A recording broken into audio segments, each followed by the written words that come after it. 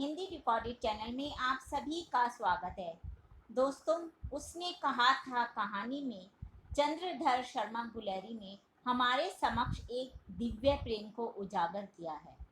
दोस्तों, यह कहानी अमृतसर की भीड़ वाली सड़क पर शुरू होती है, जहाँ पर कि एक लड़का और एक लड़की आपस में मिलते हैं, जो छुट्टियों में दोनों अपने मामा के घर गए हुए थे। वहाँ लड़का यानी कि लहना सिंह को पता चलता है कि लड़की की सगाई हो गई है। और जब इसे उसे यह बात पता चलती है तो वह मन ही मन बहुत दुखी होता है। धीरे धीरे समय बीतता जाता है। 25 वर्ष बाद अचानक वो लहना सिंह और वो लड़की, जो बचपन का प्यार था, वो आपस में मिलते हैं और एक दूसरे को पहचान जाते हैं। अब लहना सिंह एक भारतीय सैनिक है, जो अंग्रेज़ों के साथ जर्मनी में युद्ध लड़ रहा है।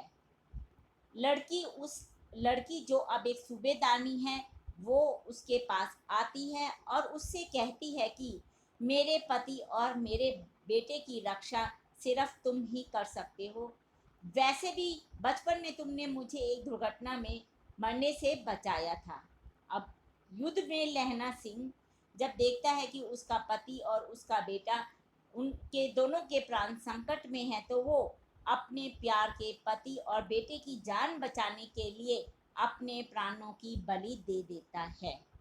तो दोस्तों, आज के अध्याय में हम उसने कहा था कहानी की तात्विक समीक्षा पर चर्चा करेंगे। तो चलिए दोस्तों, शुरू करते हैं अपना आज का अध्याय। उसने कहा था कहानी की तात्विक समीक्षा।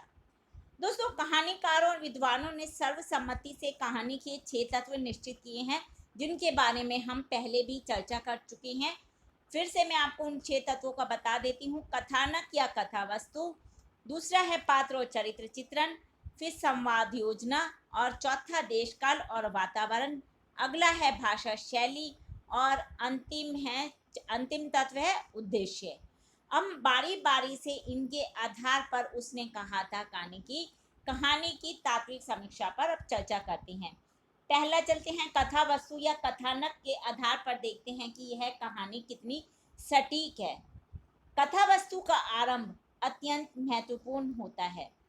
उसका आरंभ अत्यंत आकर्षक एवं कहानीकार के कलात्मक कौशल का परिचायक होता है।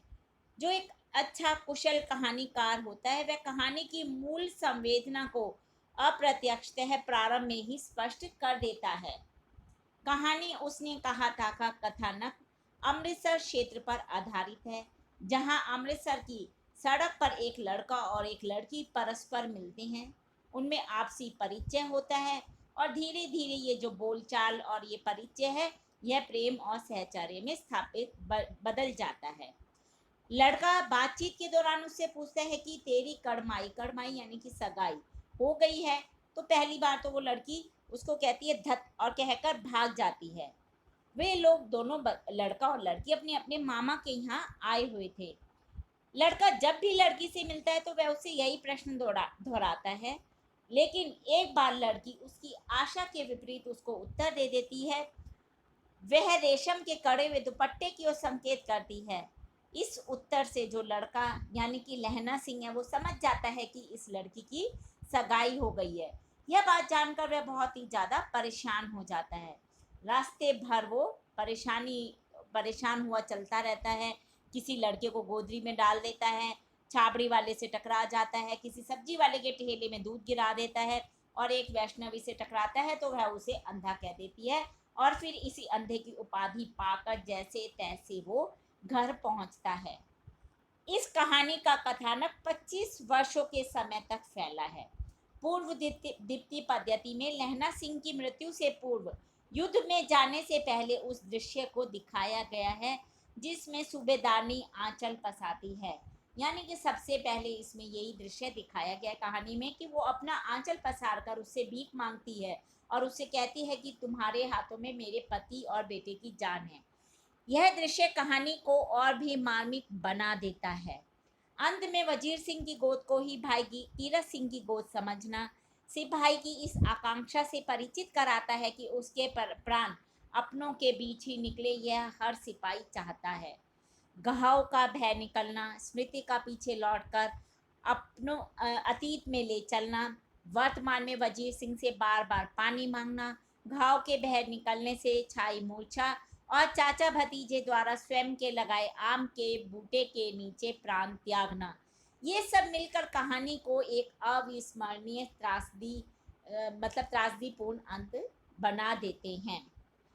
तो दोस्तों, कहानी का जो कथानक है वो रोचकता, जिज्ञासा, कौतूहलता, चरमोत्कर्ष आदि से संपन्न है, यानी कि बहुत ही अच्छा कथानक है। यह सब मिलकर कथा वस्तु को सशक्त और प्रभावी बनाते हैं। अतः हम कह सकते हैं कि कथा वस्तु की दृष्टि से उसने कहा था कहानी पूरी तरह से सफल है। अब हम देखते हैं पात्र और चरित्र चित्रण की दृष्टि से इस कहानी को। पात्र कहानी शिल्प का एक महत्वपूर्ण तत्व है। कहानी का आकार सीमित होता है, अतः उसमें पात्रों की संख्या बहुत कम होती है। प्रस्तुत कहानी उसने कहा था का केंद्रीय पात्र दोस्तों लहना सिंह।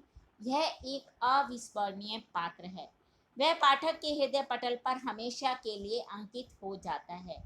लेखक ने लहना सिंह की व्यक्तिगत प्रेम भावना तथा कर्तव्यनिष्ठ का अद्भुत चित्रण इस कहानी में किया है। लहना सिंह एक परिचित लड़की से प्रेम करने लगता है और उसे जब ज्ञात होता है कि लड़की की सगाई हो गई है तो उसका मन दुखी भी होता है। लेखक ने उसकी इस मानसिक स्थिति का बहुत ही सुंदर चित्रण किया है। लहना सिंह 25 वर्ष बाद अपनी प्रेम पात्र से मिलता है। वह उसे पुरानी घटनाएं स्मरण कराती है और युद्ध के मैदान में उससे अपने पति तथा बेटे के प्राणों की रक्षा के लिए कहती है और लहना सिंह भी अपने वचन की रक्षा के लिए अपने प्राण त्याज देता है। हजारी सिंह तथा सूबेदार ने हीरा का चरित्र उभारने में भी लेखक को सफलता मिलती है। वह अपने बचपन के परिचित मित्र को 25 वर्ष बाद भी पहचान लेती है। सूबेदारनी को 25 वर्षों बाद भी अखंड विश्वास है।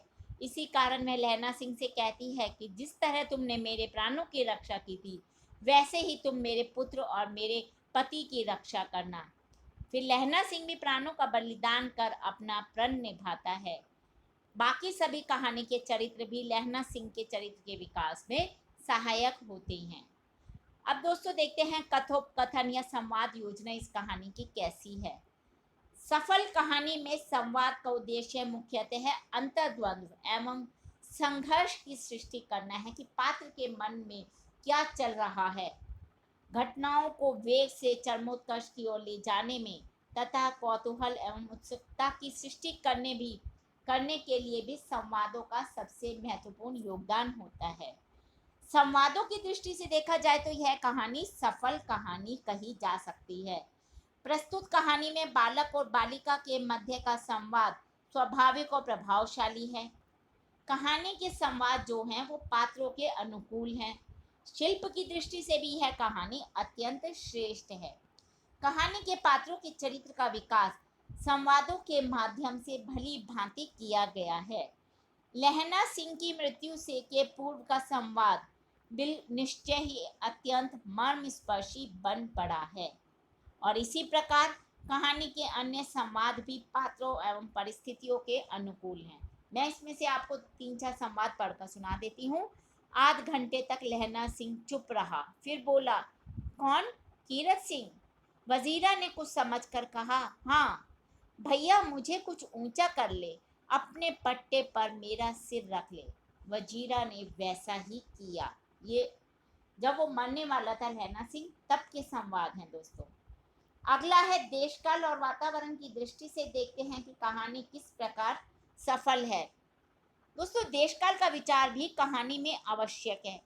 कहानी को सफल, आकर्षक एवं प्रभावपूर्ण बनाने के लिए स्थान और समय का समन्वय परम अपेक्षित है, जरूरी है। देशकाल के अतिरिक्त वातावरण भी कहानी का मुख्य तत्व माना जाता है। वातावरण का मूल कथा के साथ तादात्म्य बहुत आवश्यक है। प्रस्तुत कथा में देशकाल तथा वातावरण के सटीक चित्रण से कथानक के विकास में सहयोग मिला है। अमृतसर की गलियों का चित्र तो यथार्थ है। ऐसा लगता है कि जैसे कहानी पढ़ते हुए कि हम अमृतसर की गलियों में पहुंच गए हैं। साथ ही साथ युद्ध के वर्णन में भी कहानीकार सफल रहा है। घर से दूर रह रहे सिखों द्वारा श्रृंगारी लोक गीत गाना, खंदकों के कीचड़ में बिस्कुटों के खाली टीनों पर सिपाहियों का सोना, ठंड से बचने के उपाय, खंदकों का पहरा, खंदक पर होने वाला हमला, हमले का ढंग, इन सभी का जो वर्णन है कहानीकार ने बहुत ही सूक्ष्म तरीके से किया है। चलिए दोस्तों देखते हैं भाषा शैली की दृष्टि से कहानी कैसी है। कहानीकार कहानी में जीवन के यथार्थ एवं आदर्श को चित्रित करता है, इसलिए उसे देश काल पात्र एवं भाव के अनुसार भाषा एवं अभिव्यंजना शैली का प्रयोग अपनी कहानी में करना पड़ता है। साथ ही साथ कहानी की भाषा सरस सुबोध एवं प्रभामय होनी आवश्यक है।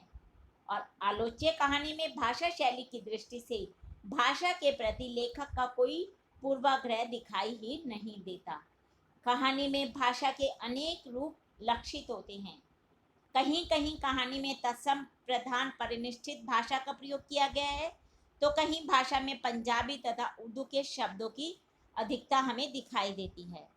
कहानी की भाषा में उर्दू और अंग्रेजी भाषा के शब्दों का प्रयोग भी किया गया है और भाषा को सार्थक एवं प्रभावशाली बनाने के लिए लेखक ने मुहावरों का बड़ा ही सुंदर प्रयोग किया है। इस कहानी की शैली नितांत मौलिक है। कहानी में वर्णनात्मक, विवरणात्मक, नाटकीय एवं पूर्व दीप्ति शैली का प्रयोग लेखक ने बड़े ही सुंदर तरीके से किया है। अब हम इसके अंतिम तत्व उद्देश्य पर चर्चा करते हैं। दोस्तों सामान्य रूप में कहानी का उद्देश्य क्या होता है? पाठकों का मनोरंजन करना और उसके साथ उसमें जीवन संबंधी विभिन्न दृष्टिकोण भी चित्रित किए जाने आवश्यक होते हैं। कहानी का उद्देश्य जो भी हो, उस कहानी में स्वाभाविकता एवं कहानीकार की निष्ठा का भाव अवश्य होना चाहिए। प्रस्तुत कहानी का मुख्य उद्देश्य जीवन में मानवीय मूल्यों की स्थापना के साथ साथ प्रेम और कर्तव्य के लिए आत्मोत्सर्ग करने वाले वीर व्यक्ति के चरित्र का गुणगान करना है। कहानी में उदात्त प्रेम की प्रशंसा की गई है। 25 वर्ष बाद मिलने पर भी सूबेदार ने अपने बचपन के प्यार प्राण प्रण लहना से अपने पुत्र को बचाने की भीख मांगती है। उसे विश्वास है कि लहना सिंह 25 वर्ष बाद उससे मिला है और फिर भी वह उसकी बात सुनेगा। उस विश्वास का रक्षक लहना सिंह भी धन्य है। अपने प्राणों को संकट में डालकर भी उसने कहा था कि वचन को पूरा किया और बचपन के प्यार के पति और पुत्र की प्राणों की रक्षा करने में वह सफल रहा। उसके बदले चाहे उसे अपने प्राणों की बलि ही क्यों ना देनी पड़ी हो। तो दोस्तों हमने देखा कि उसने कहा था कहानी के सभी तत्वों पर खरी उतरती है। यह था उसने कहा था कहानी की तात्विक समीक्षा। हिंदी भाषा के और भी प्रमुख विषयों पर हम समय समय पर चर्चा करते रहेंगे। उसके लिए आपको मेरे इस चैनल को लाइक और सब्सक्राइब करना होगा। धन्यवाद दोस्तों, आपका दिन शुभ हो।